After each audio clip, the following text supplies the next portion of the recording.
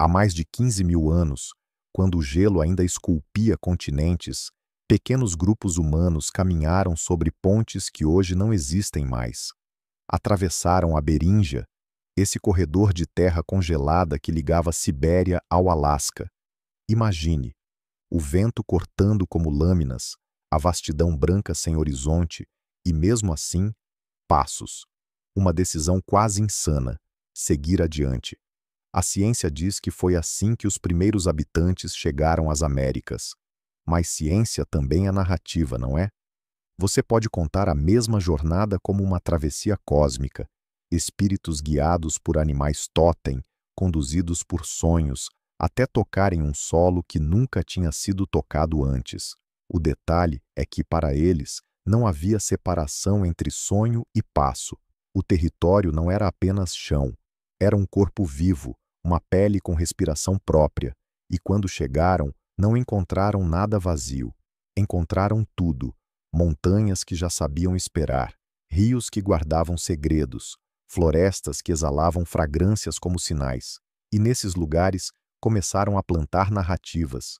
Você consegue imaginar uma cidade inteira erguida sem tijolos, mas feita só de histórias? Pois foi assim. Cada clã, cada grupo, inventou seu próprio mapa simbólico. Curioso é que, em vez de perguntar de onde viemos, perguntavam com quem caminhamos. A resposta não era um nome de país nem de pátria. Era o jaguar, a águia, o trovão. Um parentesco radical, como se o humano fosse apenas mais um galho na árvore cósmica. E você, que hoje vive cercado de concreto e telas, já pensou se a sua família incluísse o rio mais próximo? Se o seu sobrenome fosse o vento que sopra do leste? Arqueólogos descrevem artefatos, pontas de lança, restos de fogueiras. Mas a arqueologia é um retrato pálido do que realmente acontecia. O que não sobreviveu na pedra, sobreviveu na voz. Nas noites infinitas, sob o céu sem poluição alguma, alguém contava: nós viemos das estrelas. Outro dizia: nascemos da boca de uma serpente. Outro ainda: fomos moldados do barro úmido, soprados pela respiração divina. Você pode rir disso, mas cuidado. Rir de um mito é como rir de um espelho. A ciência explica o mecanismo, mas o mito explica o sentido. Sem ele, a origem seria só uma estatística. Números de carbono 14, datas, mutações genéticas. Com ele, a origem é uma obra de arte. E havia diversidade. Mais de 1000 povos diferentes só no Brasil. Cada um com sua língua, sua cosmologia, seu ritmo de existir. Imagine, cada palavra, um mundo. Algumas línguas nem sequer tinham palavra para posse. Não porque faltava, mas porque não fazia sentido. Como dizer que o rio é meu? Como aprisionar o que não pode ser possuído? Você já pensou se a propriedade privada fosse apenas uma ilusão coletiva? E o mais estranho é que talvez seja. Você compra uma casa, mas o tempo a desmancha. Compra um celular, mas a obsolescência o mata em 2 anos.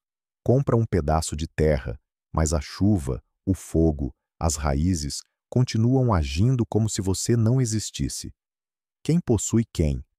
Você poderia acreditar que a história indígena é linear, mas não é. Não existe um ponto de chegada, só uma continuidade pulsante. Alguns grupos acreditam que vieram do subterrâneo, subindo por uma fenda no solo. Outros dizem que desceram pelo arco-íris. Outros ainda que são filhos diretos do sol. E, estranhamente, cada versão é verdadeira, porque a verdade não era prova, era convivência. A ciência moderna, com suas análises de DNA, agora confirma que as Américas foram ocupadas muito antes do que se imaginava. Mais de 20, talvez 30 mil anos. Isso significa que o primeiro capítulo está sempre se movendo, como areia em um relógio sem fundo. A origem, no fundo, nunca é origem, é um eco. E aqui mora o clímax, a surpresa que ninguém gosta de encarar. O povo indígena não é do passado, não é fóssil, não é museu. Ele está aqui, hoje, respirando o mesmo ar que você, assistindo aos mesmos pôr do sol, mas carregando uma memória muito mais longa do que a sua. Enquanto você talvez se sinta órfão de sentido, eles ainda conversam com as árvores, ainda reconhecem parentes no céu. E o que você faz com isso? Ignora? Acha bonito, folclórico? Ou se permite perguntar: quem de fato está esquecido aqui? Eles ou nós? No fim, a origem indígena não é um ponto no mapa nem uma data em um calendário. É um espelho. E quando você olha nele, talvez não veja penas ou arcos, mas a lembrança incômoda de que já fomos parte de algo maior. Que um dia você também acreditou que o vento tinha voz. É irônico. Você se orgulha da modernidade, da velocidade, da tecnologia. Mas basta desligar a luz por alguns minutos e toda a sua cidade vira floresta de novo. O silêncio retorna, o escuro engole as paredes, e você não passa de mais um corpo procurando sentido em um céu estrelado. A origem indígena não é deles, é nossa. Você pode tentar esquecer, mas ela continua lá, pulsando como um tambor distante, chamando, sempre chamando, e no fim, talvez só reste a pergunta: quando o chamado chegar, você vai escutar ou vai